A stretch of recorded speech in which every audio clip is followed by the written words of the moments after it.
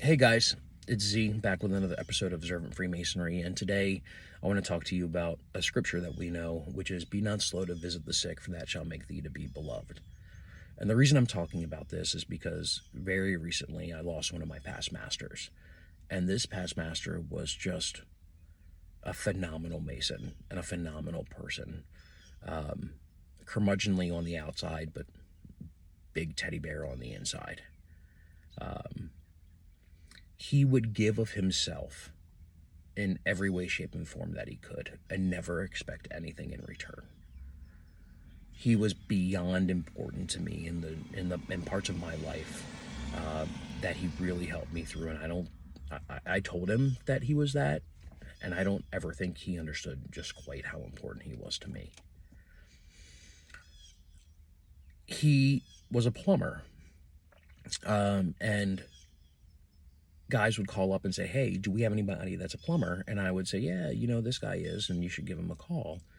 And so they would call him, and he would show up and just start taking care of whatever the problem was. And some of these were just like simple things and up to like some really big projects. And he would never accept payment for anything he did. He did it because you were a brother and he cared, and that's what he did. And I would get those same brothers calling me back, going like, "Hey man, he's not accepting any payment." I go, "Yeah, he's not going to, because that's not how he operates. He's doing this because you're a brother and because he cares, and he, just dedicates his life to helping others." They go, "Well, what am I supposed to do?" And I said, "It's simple. The only thing you can do with him is to buy a bottle of Maker's Mark, open it, and have a drink with him, and give him a sincere thank you. That's it. That's all he ever wanted." He also drove for the Shriners.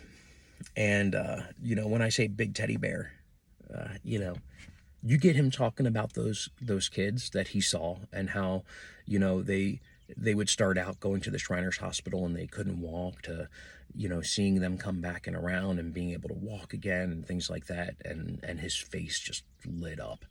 To him, those were real world miracles occurring right before him, and he loved every minute of it. So what had happened is, in October of last year, he fell ill and told me, right as I was kind of setting up officers for the next year and things like that, that he was not going to be able to be an officer because he had some medical conditions he had to work through. And I said, "Okay, thank you for letting me know. Do everything you can to get better. That's the most important thing. And obviously, don't worry about the lodge. We will still be here when you come back, and we expect for you to come back home. So get better. We want you back home." And so he kind of he stopped coming to meetings and all that other stuff because he had appointments he had to take care of and things like that. And I knew it was rough for him. So in the snowy months that are here, I'd throw my snowblower in the back of the truck, and I'd go over to his place and snowblow his sidewalk and his driveway, and he'd come out and he'd be like, "What the hell are you doing here? What does it look like I'm doing, dude?" "No, you don't need to do that. I'll do it." "Be quiet. I didn't ask you if you can do it." I said, "I'm already here doing it. You need to be inside, drinking a cup of coffee and getting better, because I want you back in my lodge. Plain and simple." And, we'd always fight back and forth, in that kind of like brotherly love type way. And, it got to the point where he wasn't able to speak much at all. Very hard for him to talk. And so I started sending him texts. And when I started sending him texts, he responded back to me, which was absolutely amazing, because this boy did not like technology. Like, he would still be using papyrus if that was still a thing.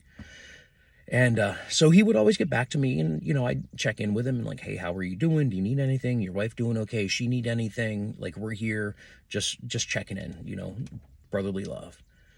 And he'd always tell me that everything was going good, and that they didn't need anything, but he appreciated me checking in on him and stuff like that. And one day I realized that I hadn't heard from him for a while, and I kind of looked back through my messages, and I said, "Man, it's been a month since I've heard from him.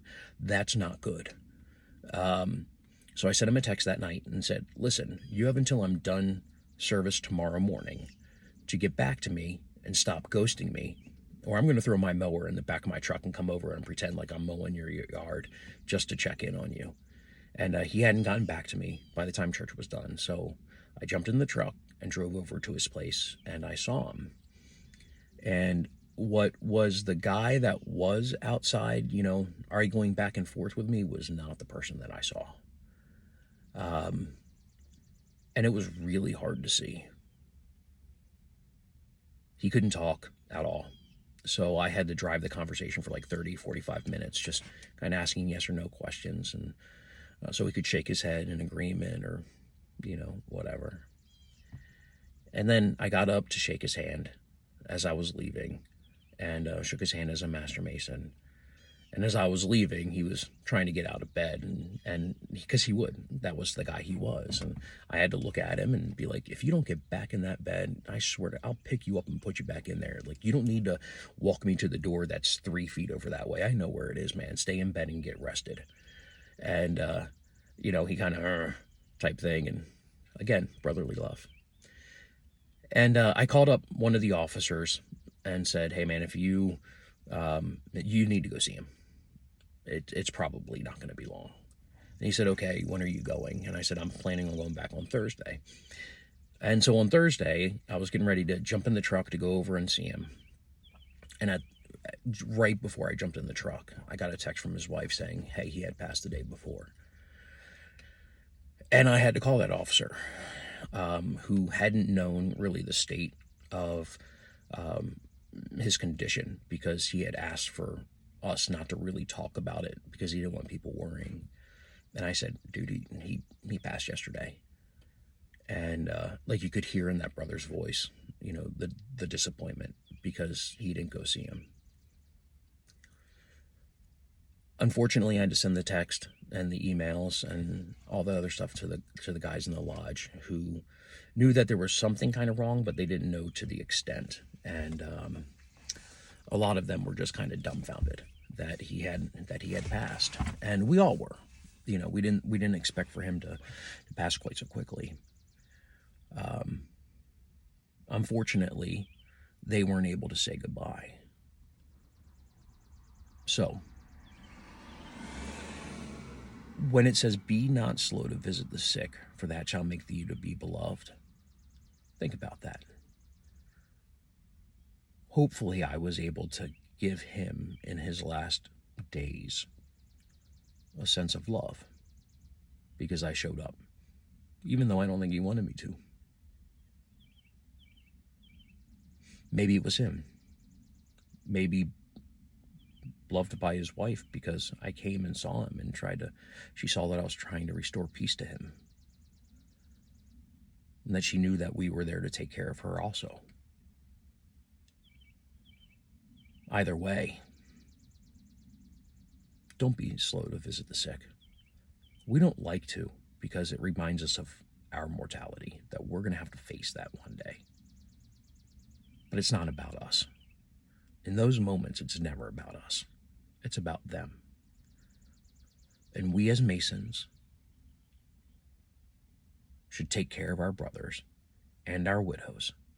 And if we don't like it, we suck it up and we go see them. Because in our last days, are we going to have those brothers come and see us? Help restore peace to our mind, or to our wives' mind, or our children's mind? To let them know that they're not alone? I certainly hope so. It's what Freemasonry is about. So if you haven't seen a brother recently that you know is not necessarily doing well, go see them. Because you never know when it'll be the last time that you're able to shake their hand as a Master Mason. So until next time, stay fervent.